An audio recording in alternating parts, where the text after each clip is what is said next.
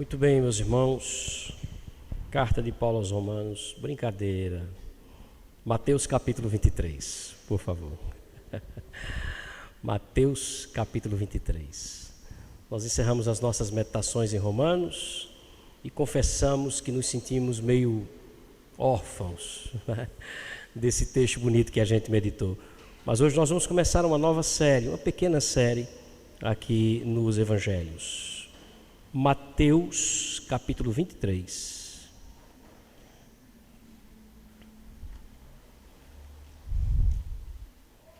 Todos encontraram? Veja, Jesus havia chegado em Jerusalém naquela que seria a sua última semana de vida.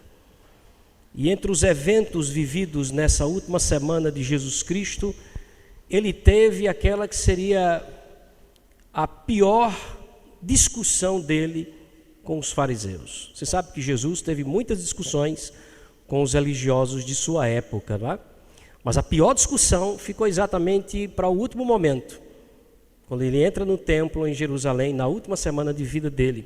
Pra você ter ideia, nessa discussão que Jesus teve com os religiosos de sua época, essa última discussão, entre outras coisas, ele os chamou de hipócritas, imundos e assassinos, entre outras coisas.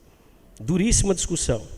E aí, quando ele termina a discussão, ele profetiza, olha que coisa séria isso. Jesus profetiza a morte dos judeus do seu tempo. Assim que ele termina aquela discussão acirrada ali com os fariseus, ele encerra profetizando, e aqui a gente podia até ter dito assim, sentenciando a morte dos judeus de sua época ou do seu tempo. E eu quero mostrar isso a você, nos versículos 36 a 38 do capítulo 23 de Mateus. Ele diz assim, acompanha a leitura, verso 36. Em verdade vos digo que todas estas coisas hão de acontecer sobre a presente geração. Tudo vai acontecer sobre esta geração, Jesus está falando para eles. Verso 37. Jerusalém, Jerusalém, que matas os profetas e apedrejas os que te foram enviados. Quantas vezes eu quis reunir os teus filhos como a galinha ajunta os seus pintinhos debaixo das asas, e vós não quiseste. Verso 38. Eis que a vossa casa vos ficará deserta. Que final! Eis que vossa casa vos ficará deserta. O que é que Jesus quer dizer com isso, irmão? Quis dizer com isso? A vossa casa ficará deserta. Os discípulos de Jesus automaticamente identificaram isso aqui, entenderam que Jesus estava falando do templo, e eles estavam certos quando chegaram a essa conclusão. Mas o que vai acontecer daqui para frente, aí sim nós não vamos acompanhar em Mateus, mas sim em Marcos capítulo 13. Portanto, venha comigo para Marcos capítulo 13. O que vai acontecer daqui para frente nós vamos acompanhar a partir do Evangelho de Marcos capítulo 13, e é aqui que nós vamos dar início a uma minissérie nesse capítulo 13 de Marcos, intitulada O Prenúncio do Fim nas Palavras de Cristo. O Prenúncio do Fim nas Palavras de Cristo. Nós vamos fazer a leitura do texto em questão. Eu me refiro aos 4 primeiros versículos do capítulo 13 apenas, e na sequência, como de praxe, faremos mais uma oração. Acompanhe a leitura da sua Bíblia. Verso 1, 2, 3 e 4 do capítulo 13 de Marcos. Ao sair Jesus do templo, disse-lhe um dos seus discípulos: Mestre, que pedras, que construções. Mas Jesus lhe disse: Vê essas grandes construções? Não ficará pedra sobre pedra que não seja derribada. No Monte das Oliveiras, defronte do templo, achava-se Jesus assentado, quando Pedro, Tiago, João e André lhe perguntaram em particular: Dize-nos quando sucederão estas coisas e que sinal haverá quando todas elas estiverem para cumprir-se. Só até aí. Vamos pedir a Deus a sua graça sobre nossa vida essa noite. Feche seus olhos. Santo Deus, nesse instante que iniciamos uma série tão importante para nós como cristãos, suplicamos a intervenção do Teu Espírito Santo sobre a nossa alma e a nossa mente, fazendo-nos entender as Tuas palavras e aplicando-as em nosso coração, para o louvor da Tua glória, em nome de Jesus. Amém. A destruição do templo, o princípio das dores, seria uma espécie de subtítulo para a nossa devocional, essa primeira devocional da minissérie. Então você tem um título que vai acompanhar todas as nossas preleções, o prenúncio do fim nas palavras de Cristo. Junto ao título você tem alguns subtítulos, e o subtítulo dessa noite é a destruição do templo, o princípio das dores. Veja, nós vimos lá no capítulo de Mateus, que acabamos de ler, o texto de Mateus, que Jesus encerra a discussão dizendo: essa casa ficará deserta.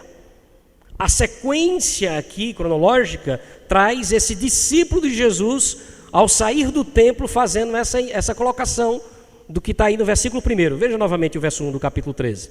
Veja a preocupação desse discípulo de Jesus.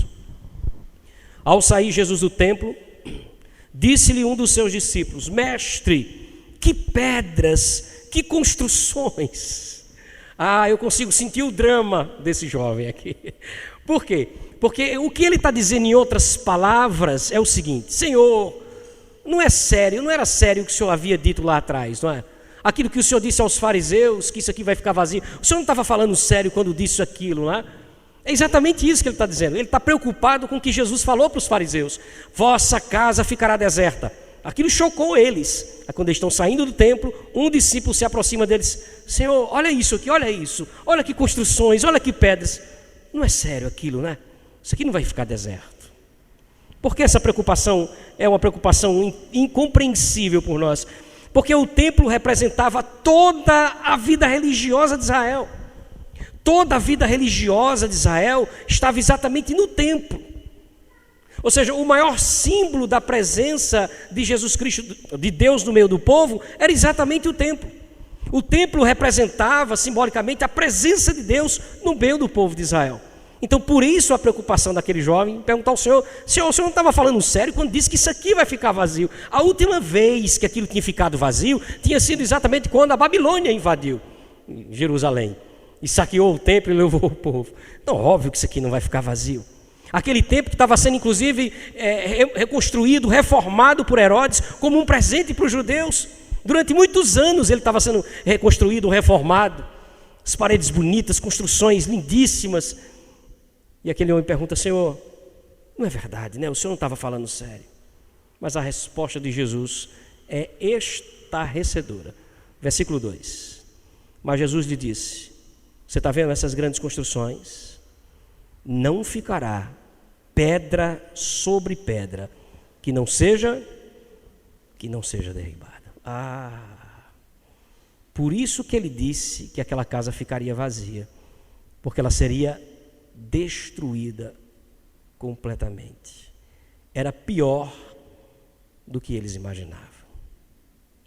Meus queridos, mais à frente, Jesus segue com seus discípulos para o Monte das Oliveiras, como era de costume, e aí ele senta lá em cima, de frente, dali onde ele estava, dava para ver o templo, e aí 4 outros discípulos de Jesus procuram ele em particular, porque ficaram incomodados com o que ele disse.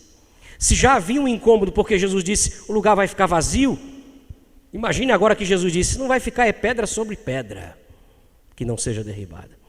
Aí certamente houve um silêncio entre eles, mas quando chegou no Monte das Oliveiras, veja o que acontece a partir do verso 3.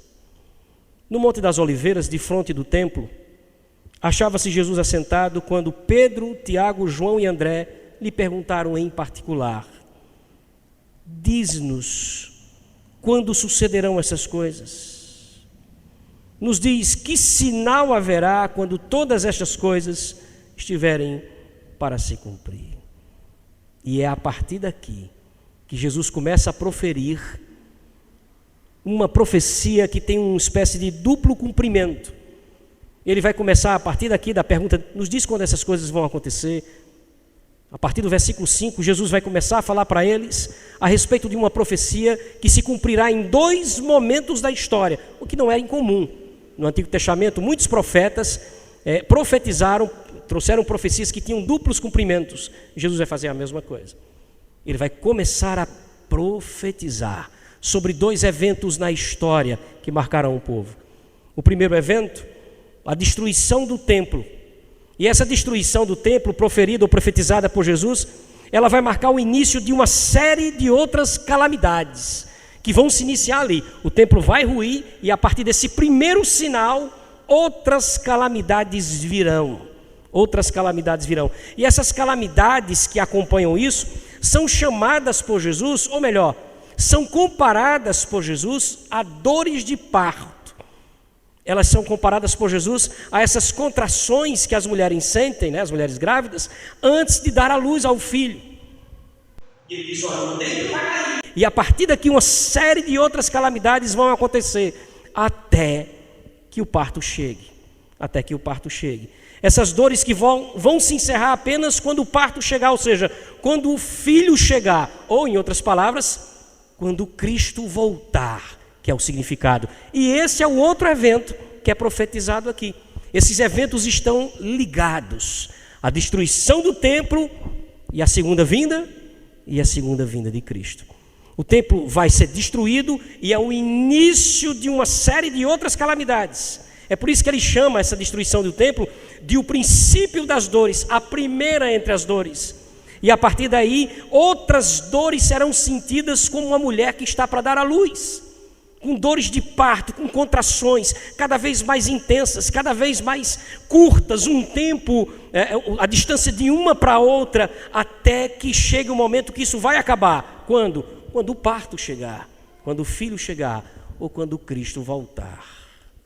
2 eventos que ele começa a profetizar a partir da indagação desses 4 discípulos feita aqui, nesses versículos 3 e 4. Mas eu queria mostrar a você, antes de tudo, que Jesus já havia falado da destruição que ia acontecer em Jerusalém em outro momento. Por isso, contando inclusive com sua paciência, marque seu texto bíblico e venha para Lucas, capítulo 19. E você vai ver que Jesus já havia falado sobre a destruição de Jerusalém como a punição de Deus. Lucas, capítulo 19. Vou esperar você encontrar. E eu espero que você tenha bastante paciência, que nós vamos aqui acolá em um outro texto nessa noite, que não é muito comum, mas eu preciso fazê-lo para que a gente possa ter uma melhor compreensão da devocional dessa noite. Lucas capítulo 19, olha o que diz, os versículos 41 a 44, preste bastante atenção.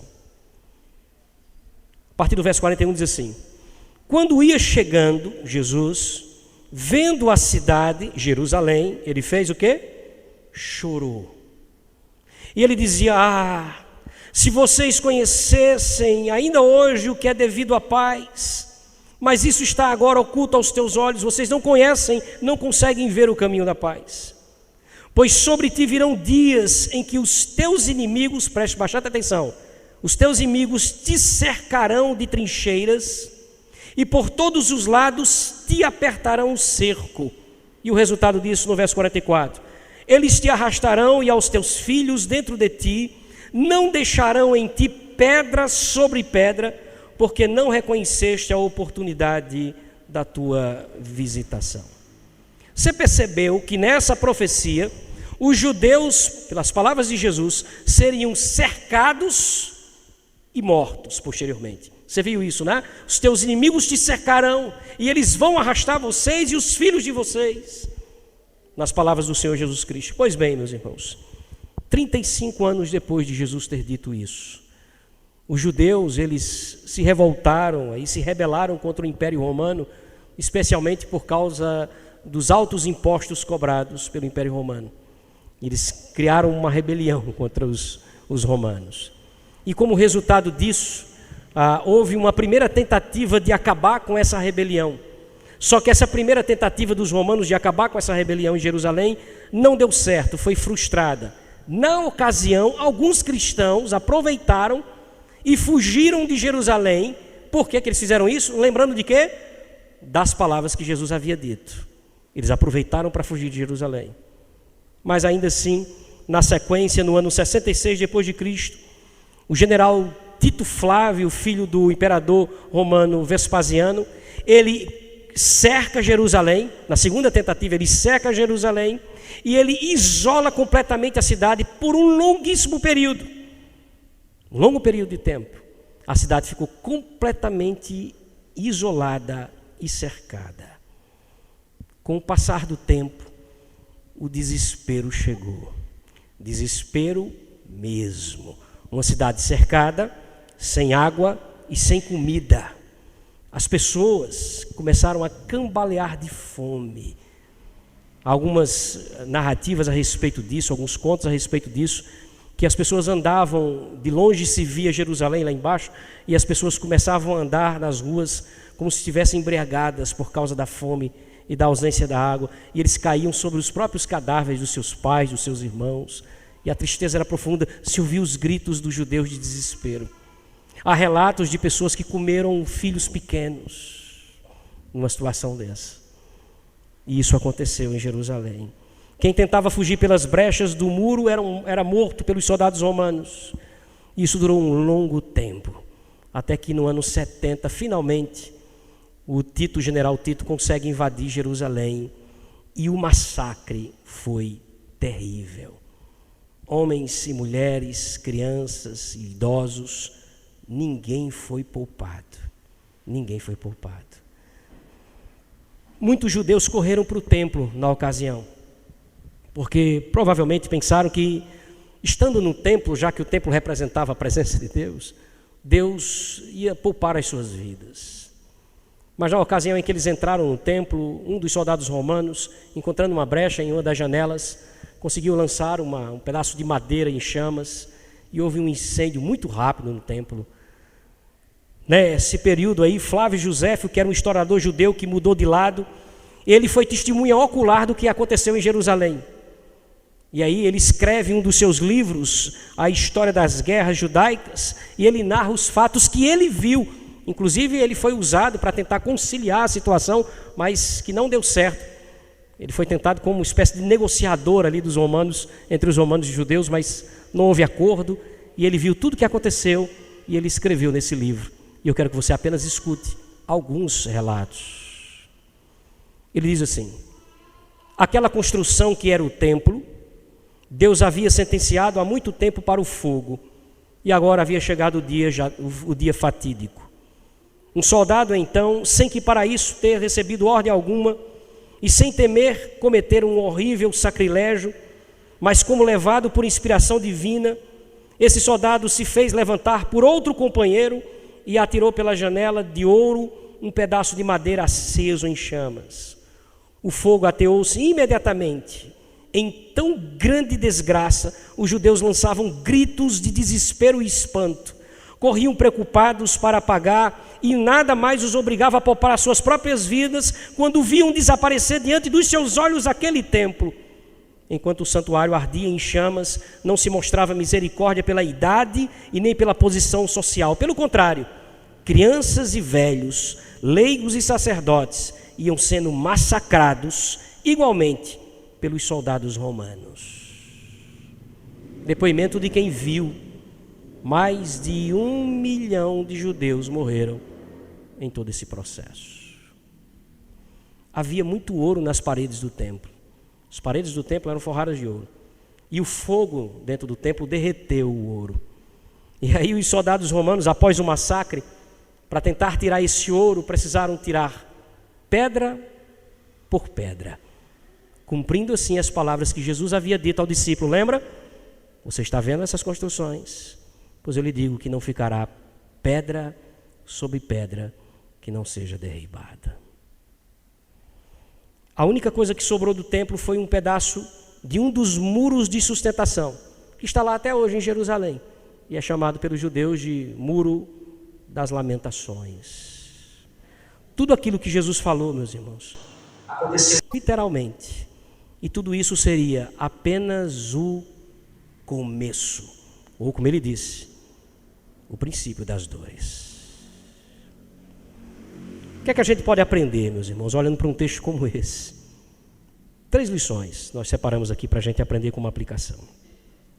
Veja só, primeira delas, a destruição do templo revela a justiça divina. A destruição do templo revela a justiça divina.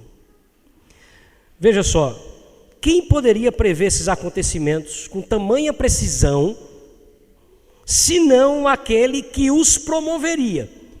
Quem poderia dizer, olha, vai acontecer isso, vai acontecer aquilo, vai acontecer aquilo e aquilo outro, senão aquele que ia promover tudo isso? Aí você diz, espera aí, pastor, como é que o senhor está dizendo isso? Jesus Cristo, no momento em que ele estava discutindo com os fariseus, ele teve uma hora que ele proferiu uma parábola, que está ligada a esse texto. Eu quero mostrar a você. Aqui em Marcos, capítulo 12, volte aí apenas uma página para Marcos, voltando para o nosso texto original. No momento da discussão dele com os fariseus, essa parábola foi proferida por Jesus. E eu quero que você preste bastante atenção nela. A partir do verso 1 diz assim: depois entrou Jesus a falar-lhes por parábola, dizendo o seguinte, olha a parábola que ele vai contar. Um homem plantou uma vinha. A gente já vai entendendo aqui. Esse homem representa Deus na parábola e a vinha representa Israel. E aí ele continua. Esse homem cercou a vinha de uma sebe, uma cerca, construiu um lagar, edificou uma torre, ou seja, ele promoveu segurança, provisão, arrendou-se a uns lavradores. Esses lavradores são os líderes judaicos, aqueles que vão agora, com tudo alugado, vão trabalhar na vinha, e ausentou-se do país. Verso 2. No tempo da colheita, ele enviou um servo, é uma referência aos profetas do Antigo Testamento, aos lavradores, para que recebessem deles dos frutos da vinha, como eles haviam combinado. Verso 3. Eles, porém, os lavradores, agarraram o servo e espancaram e o despacharam de mãos vazias. Não só esse, olha o resto. De novo, lhes enviou outro servo, outro profeta, e eles os esbordoaram na cabeça e o insultaram. Verso 5. Ainda outro lhes mandou, e a este mataram. Muitos outros lhe enviou, muitos profetas foram enviados a Israel, dos quais espancaram uns e mataram outros. Ele está contando a história de Israel. A vinha é Israel. Esses trabalhadores são os líderes judaicos. O dono da vinha é Deus. E eu entreguei a vinha pronta para vocês. Mas quando eu mandava os meus profetas, era assim que vocês os tratavam. Mas aí ele tem uma ideia. Versículo 6. Restava-lhe ainda um, seu filho amado. Quem será esse? Cristo, né? Fica claro na referência. Cristo. A este lhes enviou, por fim, dizendo: respeitarão meu filho. Pelo menos o meu filho vão respeitar. Verso 7. Mas os tais lavradores disseram entre si: este é o herdeiro, ora, vamos, matemo-lo e a herança será nossa. E agarrando-o, mataram-no e o atiraram para fora da vinha. A parábola que Jesus está contando é a história de Israel. Os lavradores são os líderes judaicos. Os servos são os profetas que foram rejeitados pelo povo. Até que ele manda o seu filho, dizendo: o meu filho o respeitarão. E é isso que acontece. Jesus vai fazer então uma pergunta, a que ele mesmo responde no verso 9. Preste bastante atenção. Ele diz: que fará, pois, o dono da vinha? O que é que Deus vai fazer então com Israel? Aí ele responde: virá, exterminará aqueles lavradores e passará a vinha para outros. Você percebeu o que ele vai fazer? Deus vai exterminar os lavradores. Ou seja, o que é que ele está dizendo com isso? Que os romanos são apenas instrumentos, ou serão apenas instrumentos da justiça de Deus e da ira de Deus. Não foram os romanos, foram apenas instrumentos. Quem vai fazer isso? O dono da vinha. É ele quem vai destruir tudo. Justiça e ira por causa da morte de quem? Na parábola. Por causa da morte de Cristo, o filho do dono da vinha. O que aconteceu ao templo em Jerusalém e aos judeus da sua geração foi um castigo pelo que eles fizeram com Cristo Jesus. Então a destruição do templo, como a gente vê aqui, além de comprovar a divindade de Jesus, revela a justiça de Deus. É duro isso, né, irmãos? Especialmente depois de a gente ter entendido o que aconteceu por cima em Jerusalém no ano 70. A segunda lição que a gente extrai aqui do texto é que a destruição do templo marca uma nova era. Eu tenho certeza que aqui a gente vai aprender uma lição muito preciosa. Por isso, toda atenção ao segundo ponto. A destruição do templo marca uma nova era. Quando Jesus, pegando carona aqui com a parábola que ele cita, né? Quando Jesus, que é o filho do dono da vinha, chega em Jerusalém, a primeira coisa que ele faz é buscar purificar o templo. Não sei se você lembra, mas Jesus expulsou os mercadores do templo, não foi? Exatamente quando ele chegou em Jerusalém. Como foi dito, o templo de Jerusalém representava toda a vida religiosa de Israel. O templo era o maior símbolo da presença de Deus no meio do seu povo. Mas a rejeição a Cristo, que culminou na sua morte, fez com que o dono da vinha destruísse o templo, marcando assim o fim de toda uma era. Você entendeu isso? A rejeição ao filho, quando o filho chega, essa rejeição ao filho da vinha, ao filho do dono da vinha, ao ponto de levar ele à morte, provoca a ira do dono da vinha, que destrói o templo, colocando um ponto final em toda uma era. Isso aqui é muito sério, irmãos. Eu quero que você veja, olhe novamente para a parábola lá. O finalzinho do versículo 9, há uma promessa no finalzinho do verso 9. Ele diz assim, dentro ainda do contexto da parábola: que fará, pois, o dono da vinha? O que é que Deus vai fazer? Virá e exterminará aqueles lavradores, a gente acabou de ver isso, com a destruição do templo, e vocês completam, o que é que ele vai fazer mais? E vai passar a vinha a quem? A outros. Quem são estes outros? Adivinha? A igreja de Cristo, formada de judeus e gentios convertidos. Acabou, irmãos. Acabou. O templo foi o último símbolo destruído. Nós estamos vivendo desde então uma nova realidade em Cristo Jesus. Uma nova realidade em Cristo Jesus. Nós não precisamos mais de coisas como Arca da Aliança, candelabros, castiçais, chofar, festas judaicas. Não precisamos mais de sacrifícios, de circuncisão. Tudo isso foi consumado na morte e na ressurreição de Cristo. E foram apagadas da história. Tudo isso, escute bem, eu estou falando de todo o contexto judaico, não estou? Tudo isso foi apagado da história. Quando, pastor? Quando o templo caiu. Quando o próprio Deus, como você está vendo aqui, o dono da vinha, exterminou os lavradores. Ele colocou um ponto final nessa era. É o início de uma nova aliança e de uma nova história com outro povo. Os novos lavradores dessa vinha não são mais judeus. Sem medo de arriscar, os novos lavradores dessa vinha são cristãos, judeus e gentios convertidos a Cristo, como eu e como você. Amém? Isso é... A gente fica sem as palavras aqui, né? Duas para poder completar. Assustador e impressionante. Impressionante. Mas foi isso que Deus fez. Terceira e última lição: a destruição do templo deve encher os nossos corações de temor e de confiança. Primeiro, temor. Temor, é claro, obviamente, olhando aí o castigo de Israel que provocou a ira de Deus, né? Claro que isso encheu o nosso coração de temor. A destruição do templo, na verdade, era só um símbolo. É por isso que a gente chama de princípio das dores. O que é que isso quer dizer? O que é que a destruição do templo quer dizer? Com esse nome, princípio das dores. Isso é Deus dizendo assim: olha, isso é só o começo. É só o começo. A punição de Deus, preste bem atenção, quero muito que você entenda isso. A punição de Deus começa com a destruição do templo.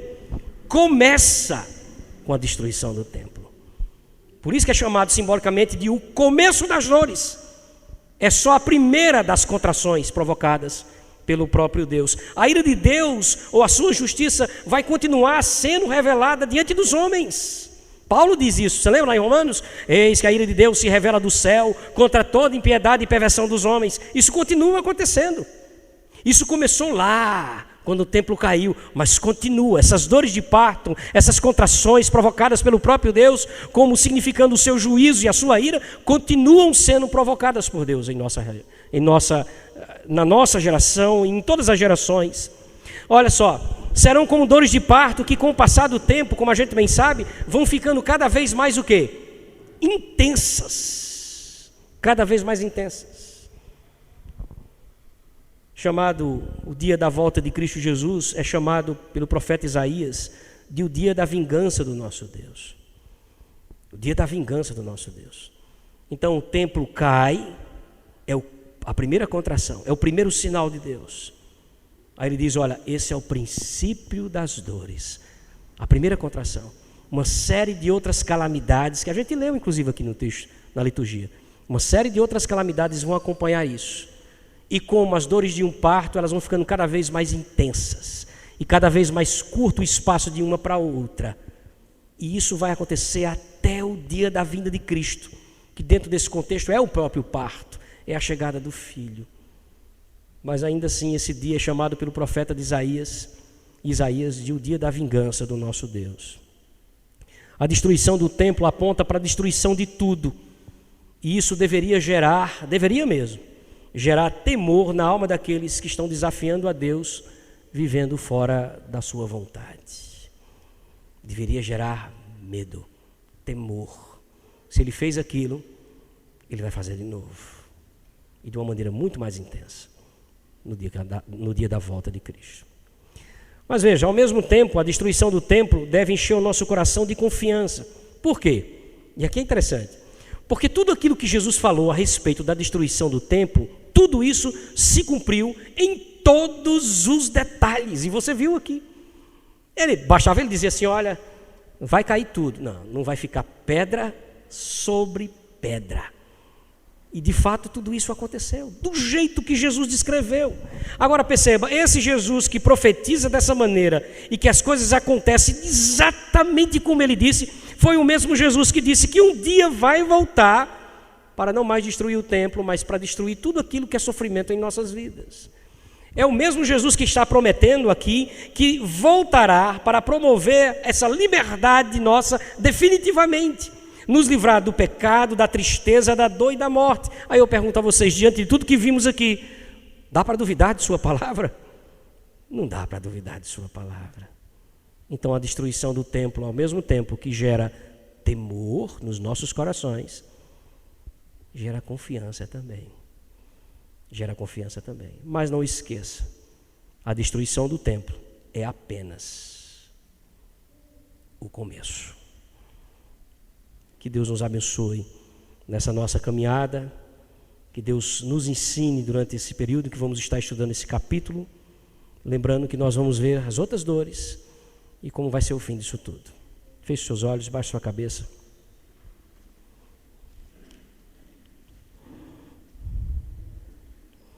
Vamos orar.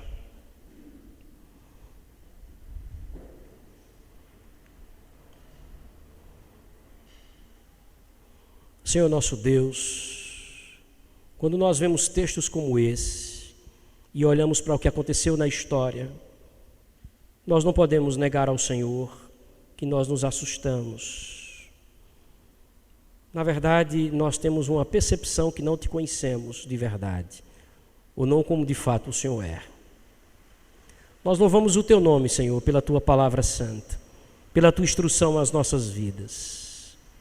Louvamos o teu nome por entender que Jesus Cristo de fato é Deus.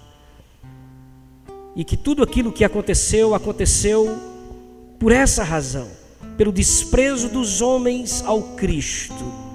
Nós louvamos o teu nome porque não fazemos parte desse grupo que ainda hoje despreza Cristo, tão somente por tua misericórdia e graça sobre nós.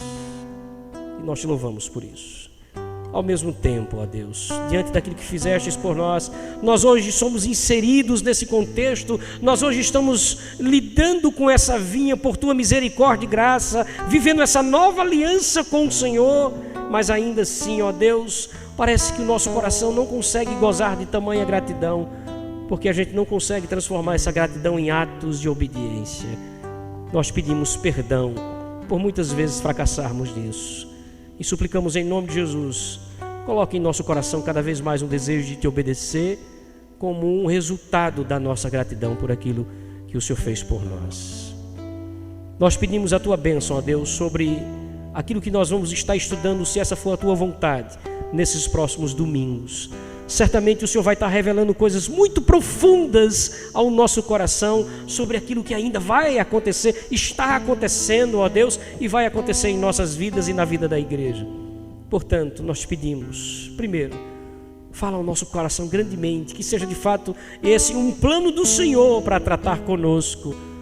E também, ó Deus, em nome de Jesus, que os nossos irmãos que hoje estiveram ausentes, que nos próximos domingos possam estar presentes, para aprender juntamente conosco dessas verdades. Te agradecemos por tua palavra, Deus. Insere no nosso coração. Em nome de Jesus.